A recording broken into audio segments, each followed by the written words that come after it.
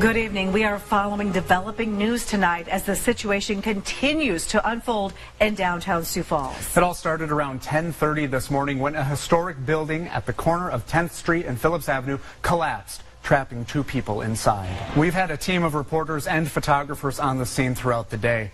That's where we find KELOLAND's Perry Groten. He joins us live with the latest on this developing situation. Perry? Thanks, Perry. As crews continue to search for the man who is still trapped inside, the city has shut down roads for search crews, emergency vehicles, and heavy equipment. Tonight, Phillips Avenue is closed between 8th and 11th Streets. 10th Street is closed from 2nd Avenue all the way to Minnesota Avenue. Most downtown businesses remain open, but you'll want to avoid the area where crews are searching.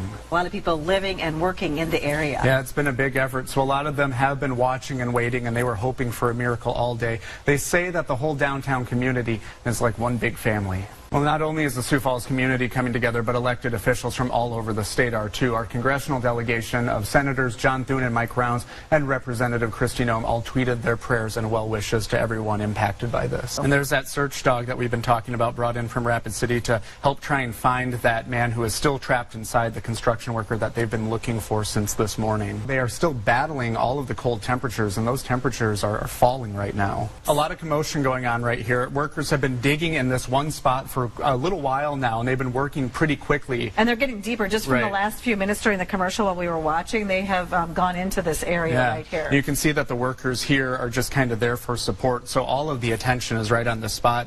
There's some shovels, and they are really going at it. Good evening. First tonight, we showed you his picture on the news, but that wasn't enough to stop a would-be thief from striking again. Soon drivers can fill up on E15 year-round, and the largest ethanol producer in the nation says that will be good for South Dakota's bottom line. Well, blink and you miss it. That's a good way to describe how fast a presidential visit goes. But when President Bush stopped in KELOLAND, just a few minutes he spent with 2 local law enforcement officers have given them decades of gratitude.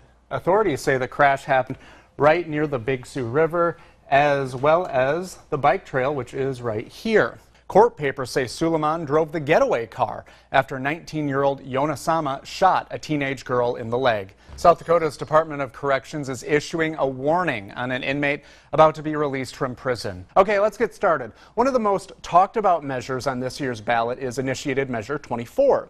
It would ban individuals, political action committees, and others from outside South Dakota from making contributions to ballot question committees. Well, this is huge news for racing fans, but when I-90 Speedway starts up again, the impact will go far beyond Hartford. Turning now to a first look at our midday forecast with meteorologist Brian Karstens. Brian, did I see the sun today?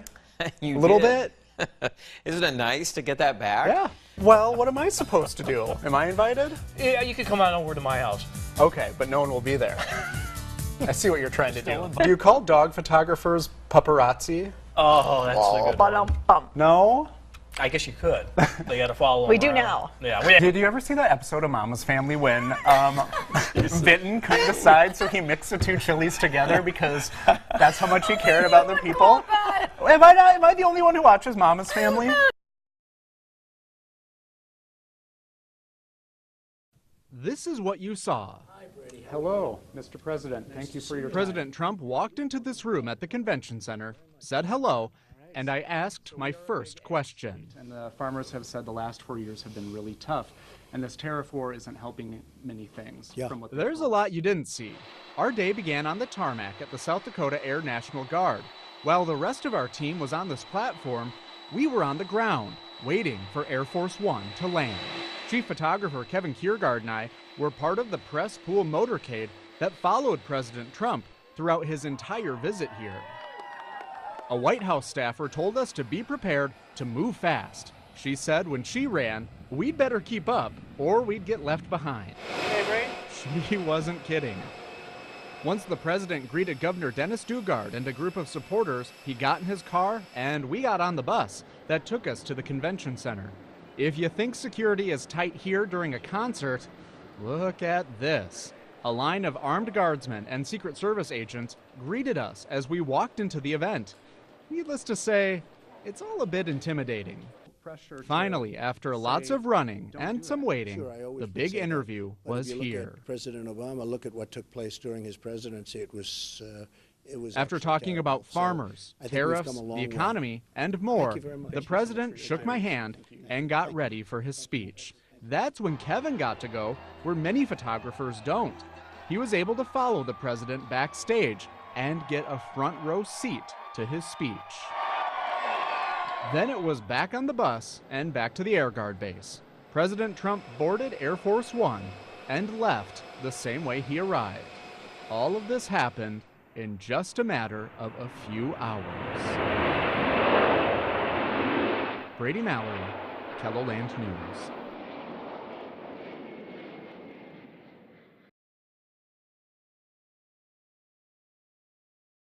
Once I figure out how to do it. Most people go to the gas station when they're empty, including Brad Roop. If he's not filling one tank at the Cubby's convenience store in Mitchell, he's filling another. When he first started coming in, it was just get his coffee and go. Over the years, Roop would encounter Larissa Donaldson and Faith Lentz. The two employees noticed the man who came in by himself wasn't actually alone. He would come in with that dog because she would stay tucked inside his coat. This blurry photo shows the focus of Roop's life, a Chihuahua named Sweetie. You get kind of attached, it's like a second hand. Roop brought the 14-year-old dog with him everywhere, up until a few weeks ago, when Sweetie died. When she passed away, I still feel like I forget something. So used to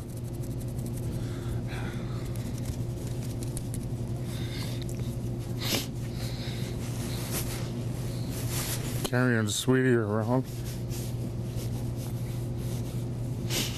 It's kind of hard.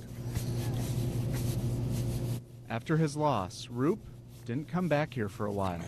Well, Donaldson wanted to cheer him up, so she told him she had a Christmas basket waiting for him at Cubby's. When he got here, he found out that wasn't the whole truth. I said, if you could have one thing for Christmas, for the holidays, I said, anything at all, what would that one item be? And I said, another Chihuahua. That's when a black puppy named Toby became the brightest light in Roop's life. That's the first time I cried in public.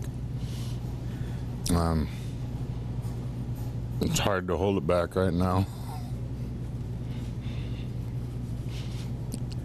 Yeah. Roop and Toby have only known each other for a few days now, but they're already bonding over breakfast like two old friends. I mean, he's just a piranha. That is the best gift anybody could give, is just companionship. This gift comes when Roop needed a pick-me-up because Sweetie's death is the latest in a series of heartbreaks. A few years ago, Roop lost his house, and even worse, his wife, in a fire. Add to that a series of health problems and years of dialysis. So I've been kind of going downhill instead of going uphill. I started falling apart. Needless to say, a dog in his coat isn't all that Roop carries with him. You don't feel like talking to people and stuff like that.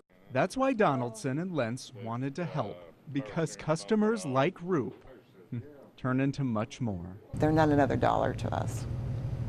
We don't treat them like they're just a dollar to us.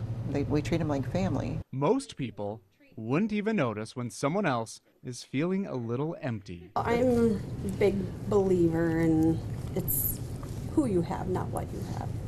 Yeah.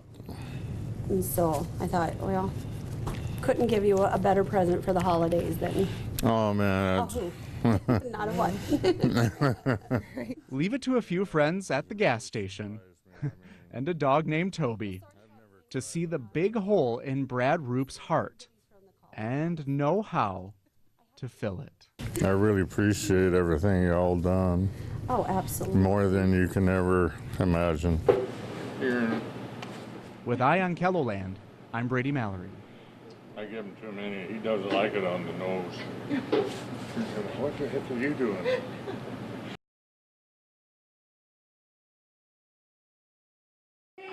All because of the color of Kareem's skin. For a little more than a year, Kareem Cece's family and friends have been searching for justice. They say they didn't find it today. Racist is right. Racist all the way. Multiple deputies watched this group gather outside of court. At times, people quietly comforted each other.